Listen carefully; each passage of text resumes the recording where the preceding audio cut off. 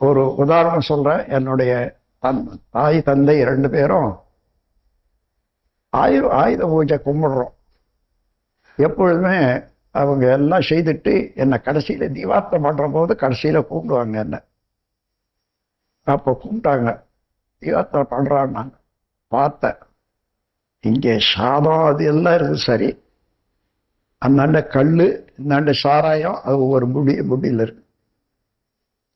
ஏம்மா என்னப்பா இதெல்லாம்? அடையே சக்தி பூஜைடா, அது வேணும்.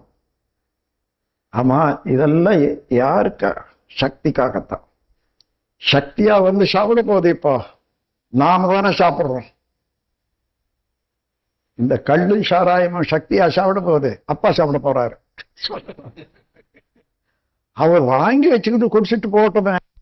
இந்த கடவுளுக்குன்னு வச்சு நானும் கூட அந்த மாதிரி நம்புற மாதிரி செய்யணுமா? இது வேண்டாமான்னு அதோட முடிச்சிட்டோம். எடுத்து போச்சு. நான் இங்கே பேசிக்கொண்டே இருக்கிற போது இலையெல்லாம் எடுத்து நீங்க சாப்பிடுங்கன்றாங்க. அம்மா உள்ள போயிருக்காங்க. அப்பாவை கூப்பிட்டாங்க. என்னங்க, நாம தவம் இருந்து ஒரு பிள்ளை வேணும்னு பெற்றோம். உங்களுக்கு இரணி எனக்கு பிரகலாத மாதிரி வந்து வாய்ச்சானவே.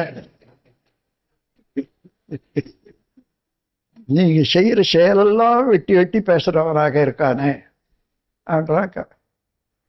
அவர் சொல்றாரு, அடி உனக்கு ஒன்றும் உண்மை தெரியல. அவன் சாதாரணமாக ஒரு மனிதன் நீ நினைச்சிட்ட, அப்படி இல்லை. அவன் ஒரு பெரிய காரியத்தை உலகத்துல சாதிக்கிறதுக்காக வந்திருக்கக்கூடிய ஒரு அவதார புருஷன். நீ சொன்னிய தவம் இருந்து அந்த தவத்துக்காக உண்டான வந்து பிறந்திருக்கான். சொல்ற என் காதலை கிடைக்கிறதெல்லாம். அதனால இனிமே சொல்றது தவறுன்னு வேணாம், அதுல உள்ள நல்லதெல்லாம் எடுத்துக்கோ, நடந்து கொள்வோம். அதனால தப்பு இல்லை. அவனை வந்து குறை கூற வேணான்னு சொல்றாரு.